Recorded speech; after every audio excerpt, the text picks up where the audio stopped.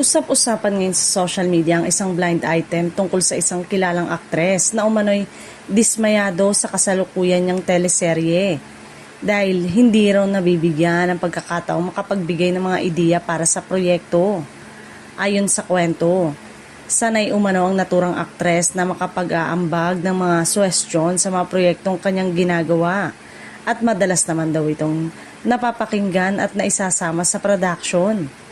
Gayunpaman, sa kasalukuyan daw niyang teleserye ay ibang naging sitwasyon, ayon sa mga kumakalat na ulat. Mayroon ang nakatalagang creative team na humahawak sa direksyon ng kwento kaya limitado umano ang pagkakataon ng aktres na maibahagi ang kanyang mga mungkahi. Dahil dito, sinasabing nakakaramdam umano ng pagkadismaya ang aktres. Umabot pa raw sa puntong mas gugustuhin na lamang niyang matapos na ang kanyang karakter sa serye kaysa manatili sa isang proyektong hindi niya lubos na nararamdamang bahagi siya ng creative process. Agad namang umikot ang pangalan ni Bella Padilla sa mga hula ng netizen.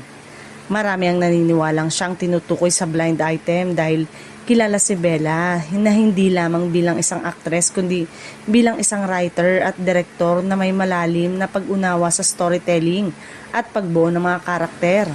Gayunpaman, mahalagang tandaan na wala pang kumpirmasyon mula kay Bella Padilla o sa production team o sa management ng seryeng Blood vs. Duty kaugnay sa naturang usapin.